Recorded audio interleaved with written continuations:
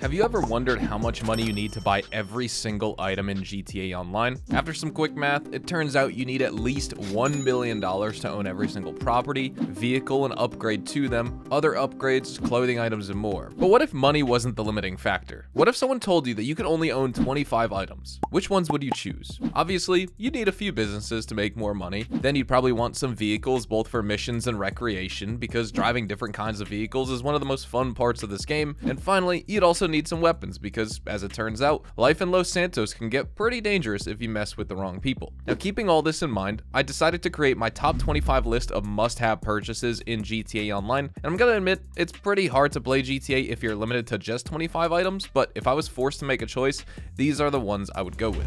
First on this list today is the trusty Nightclub. I've been a huge fan of this business since day one, and it's made me millions of dollars in passive income over the years. In my opinion, the Nightclub is the #1 passive income source in the entire game, and you should definitely grab one if you haven't already. But here's a catch. The main source of money making with this business, warehouse management, is only profitable if you already own a few MC businesses or cargo warehouses. And that's because you'll have to assign 5 technicians who source goods in the background while you're out in free roam doing other stuff. And then the second way of making money with a Nightclub is through the office safe, which generates $50,000 every in-game day or 48 minutes in real life. And to get this $50,000, all you need to do is make sure that your popularity is above 90%, which is extremely easy to do if you do the bouncer missions every single time you enter your club, or just swap a DJ for $10,000. Now, for my next pick here, I'm going with the Toreador, which is a weaponized amphibious car with a rocket boost function that makes it one of the fastest and most nimble vehicles in the entire game. It's also pretty good at blasting the Oppressor MK II vehicle out of the sky with its homing missiles, so if griefers are giving you trouble in public lobbies,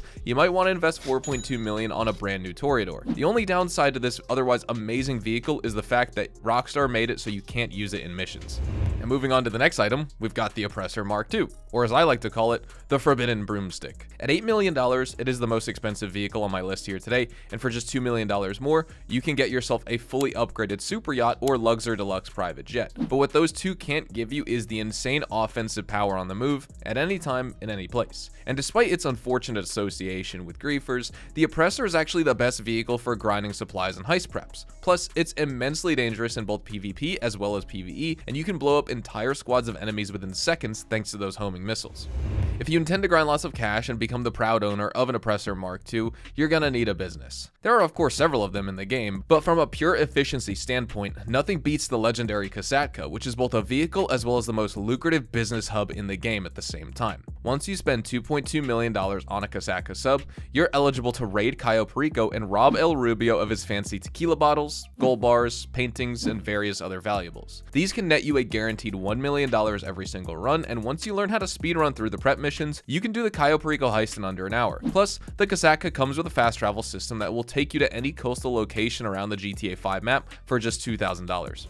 The Acid Lab is another one of my favorites here today, and it's second only to the Nightclub in terms of passive income. And what makes the Acid Lab so lucrative here isn't just the payout per hour, but it's also the fact that you can practically get it for free just by doing the Los Santos Drug Wars DLC missions. And unlike most other businesses that require you to be on site, the Acid Lab lets you source supplies with one simple phone call to Mutt. Once you have enough stock, you can summon the lab to your location and do a simple sell mission that involves just one delivery vehicle. If you do it in a public lobby that's full, you can make up to $150,000 per hour and an extra 5% on top of that just by naming your product. Not bad for a business that you get for free just for doing some story missions.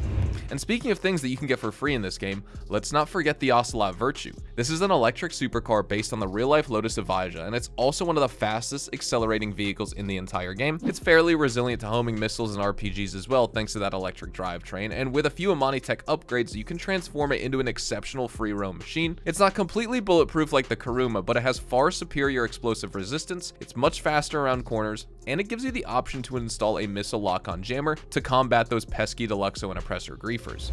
If you're in need of a hard-hitting, long-range weapon, you really can't go wrong with the Heavy Sniper Mark II. It's an upgraded version of the regular Heavy Sniper, and I'd recommend getting this version ASAP because you can gain access to specialty ammo, namely the explosive and armor-piercing rounds. Explosive rounds are a godsend against lightly armored vehicles, as you can turn them into flaming wrecks with just a couple of shots. And against targets wearing heavy body armor, the AP rounds will delete them in just one hit to the body. Then there's the thermal vision, which transforms the Heavy Sniper into a handheld death ray, as nobody can hide from your sights no matter how hard they try. Item number 8 on the list is the good old Banshee, but this time we've got a special version. The newer GTS model that was added last December through the Agents of Sabotage DLC update, and this one is the fastest, most track-focused version of the Banshee that we've ever seen in GTA Online, based on the real-life Dodge Viper GTS. This thing is designed to outrun every other land vehicle in this game, especially if you equip the HSW mods on it, and then you can hit a blisteringly fast top speed of over 172 miles an hour. Now, what makes it so special, apart from the insane straight line speed, is the handling as well, because generally when you have this kind of acceleration and top speed, the game kind of balances it out by giving you slightly worse traction or braking. But I don't really think that's the case with the Banshee GTS, because it still handles really well on top of being really fast. Not the best handling vehicle in the game, but you can also accept the Monty Tech upgrades on it, which make it an excellent car not just for racing and time trials, but also for grinding and free roam PvP. Next, we've got an aerial killer here, the Akula stealth helicopter. Heavily armed and armored, and the Akula prowls the skies of GTA Online, and it's on the lookout for victims while it's cloaked in its stealth mode that prevents anyone from spotting it on their radar. Compared to the FH1 Hunter, the Akula's offensive options are slightly more restrictive, especially for the co-pilot, but if you're a solo player, the added maneuverability in stealth mode makes this helicopter a much better aircraft, both for grinding missions as well as doing other PvP stuff. And now, while we're on the topic of aerial threats, let's talk about the Railgun, which was added to the game a couple years ago in 2023, and it was the source of so much controversy due to its supposed game-breaking strength. If you ask me, the Railgun, while strong, is definitely not broken or overpowered to the extent that it makes everything else in the game feel weak. The projectile speed and damage have been heavily nerfed compared to the single-player version that you get in GTA 5 story mode, and you also have to reload after each shot, making this weapon kind of a mediocre choice against other players if you're having a long-range duel. Instead, what the Railgun excels at is killing airborne enemies, particularly people flying around in Oppressors, Deluxos, and helicopters, and it can even knock out Hunters and Akulas with a couple shots because the Railgun does boast significantly more damage to vehicles than the heavy Sniper Mark II's explosive rounds, and inside of missions, you'll find it an excellent tool for killing NPC helis. Right now, the only way to get the Railgun in online is through the elusive gun van, which changes its location every day, and the stock only rotates once a week, but if you have the interactive map like GTAweb.eu, you can easily keep track of this mobile business and visit it whenever you need to purchase any sort of overpriced black market weaponry.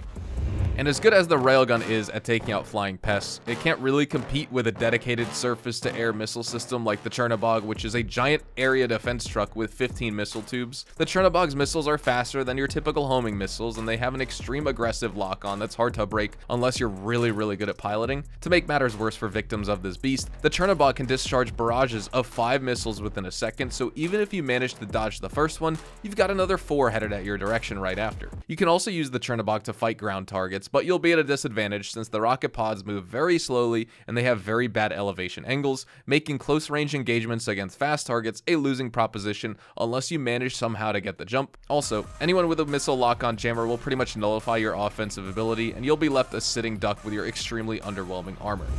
If you want a vehicle that does pretty much everything in this game, you can't go wrong with the F-160 Raiju. It's fast, it has vertical takeoff and landing, it can shoot explosive autocannon rounds, and it also has an endless supply of missiles that can be fired in both homing and non-homing modes. And if that wasn't enough, you'll also have a stealth function since this is a 5th gen fighter jet. And as soon as you toggle it on, you'll disappear from the radar until you choose to attack your next victim. They probably won't see it coming because if they do decide to fight back, they'll be shocked to discover that the Raiju is also extremely maneuverable with instantaneous acceleration and the highest top speed in the game. So it's perfect for aerial dogfights, hit and run attacks, ground attacks, griefing, counter-griefing, grinding cargo, grinding heists, doing contact missions, and just about anything else you can think of in GTA Online. The Avenger is another one of my favorites, and this is basically a flying military base with the amount of weaponry and armor that it has. Unlike the Raiju, the Avenger isn't nimble or speedy, but it doesn't really have to be when it can tank up to 23 homing missiles before it gets shot down. And if you're lucky enough to have a crew, they'll be delighted to use the turret-mounted autocannons that are accessible from the cargo hold. And as the pilot, you get access to machine guns as well as missile launchers, and you can even put this beast into autopilot while you take a quick trip to the ground and fly back using your Avenger thruster jetpack. The Avenger also has access to stealth and a missile lock-on jammer, and you can choose which one to activate during autopilot mode. If you have a vehicle like the Night Shark or Vigilante, for example, you can also bring it with you in the Avenger's cargo bay and drop your payload to the ground whenever you need some backup. And finally, the Avenger also helps you make money through LSA operations and Project Overthrow missions. These can be accessed if you install the Operations Terminal upgrade. There are 3 LSA missions and 6 Project Overthrow contact missions that you can do. In terms of money making, these aren't spectacular, but if you complete the On Parade mission, you do unlock the trade price for that F-160 Raiju I recommended earlier, and that's going to bring the total cost down from $6.8 million to only $5.1 million. Next, we've got one of the most fun vehicles in the entire game, the Phantom Wedge. This is a regular Phantom semi-truck with a giant steel wedge welded to the front end that launches vehicles into the air. It functions similarly to the ramp buggy, but the wedge can launch larger vehicles and send them flying much further. And since this thing is so massive, you barely feel anything when you ram into other vehicles, so you can keep that momentum going even if you drive into a giant pileup of cars on the freeway. Plus, you can use it to do the long fin prep mission for Cayo Perico, which makes it more than just a one-trick pony. Since the long fin is the best approach vehicle for the heist, and the Phantom Wedge is so good at ramming cars out of the way, you can save a lot of time during the Cayo Perico heist prep if you own one of these.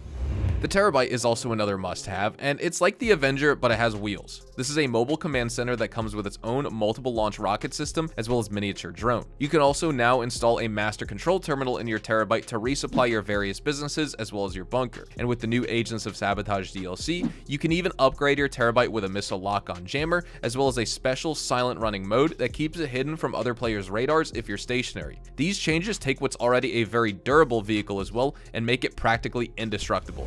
My next must-have purchase is the Up-n-atomizer, and this is a quality of life item that you should own if you do lots of deliveries with large vehicles, like the Nightclub Pounder Custom, for example. Anytime you get stuck on a rock or a piece of railing, you can use the Up-n-atomizer to dislodge your vehicle and get it back on the road in no time. Just like the Railgun, this is a specialty item and it can only be purchased from the gun van once again. It costs nearly $400,000, and that's going to make it one of the most expensive weapons in the entire game. Number 17 on the list is the Agency, one of the best businesses in the game for solo players, as you can access all of its money-making features right from the start without the need for any upgrades like you do with all MC businesses, for example. You have security contracts, payphone hits, an office safe that accumulates money every single day, as well as the Dr. Dre contract, which rewards you with $1.1 million for about 1.5 to maybe 2 hours of work if you're slow. And if you install the Amani Tech Workshop, you can also install things like missile lock-on jammers on eligible vehicles inside of your Agency garage. The nice thing about the Agency here is that you can access both security contracts and payphone hits on the road through your phone just by calling up Franklin as a contact. And it also comes with a fast travel option that lets you choose from one of 10 different locations when you exit your Agency, making your daily grind just a little bit easier. Now for PvE missions, few vehicles can surpass the venerable armored Kuruma, which has been around since the OG heist days, and it offers 360 degrees of bullet protection. It also has a seating capacity of 4, so you can bring a crew along with you. The Kuruma costs nearly $700,000, and I'd say it's still worth it even if it has 0 explosive resistance and doesn't give you the option to install a missile lock-on jammer, which is why if you're looking for an armored car that does both PvP as well as PvE, I highly recommend the Duke of Death as an alternative. Not only is it free, but you can install Amani Tech upgrades on it now, and it also has much better explosive resistance compared to the Kuruma, making it a better choice against human players who often carry homing launchers or RPGs, but both are fantastic. If you're a fan of boosted vehicles, you really can't go wrong with the Vigilante, which is essentially a Batmobile with its giant rocket engine and dual front-facing missile launchers. The Vigilante isn't an armored vehicle, but its speed and offensive capabilities guarantee that you'll never be taken by surprise or outgunned in a fight, and unlike the Toreador, for example, you can use the Vigilante on missions.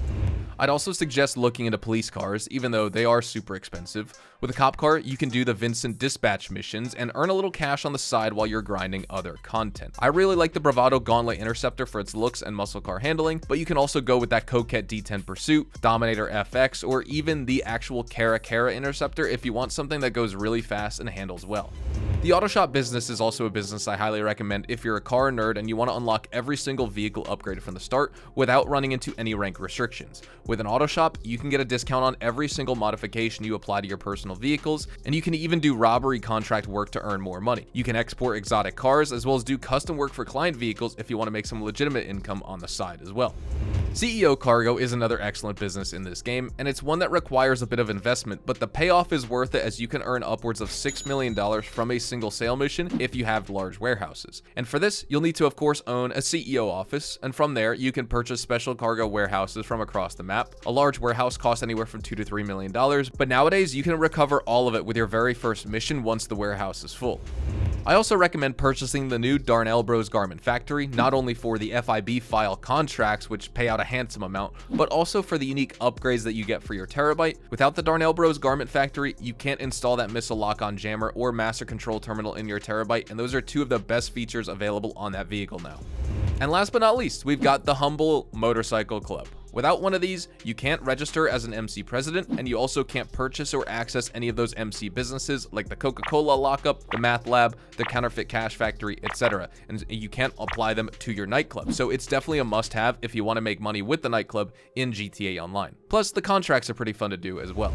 And there you have it, everyone. My top 25 must-have purchases in GTA Online for 2025. I'd love to know what you think of this list. Which ones do you like the most? Are there any items that I missed that you think I should have put on the list instead? Let me know in the comments below, and as always, drop a like if you guys enjoyed, subscribe to the channel if you guys are new, check me out over on Twitch, Twitter, and Instagram. Those are the best places to get connected with me outside of YouTube, and make sure to follow me, especially over on Twitch, twitch.tv/hazardoushtv, as I live stream GTA Online every single day.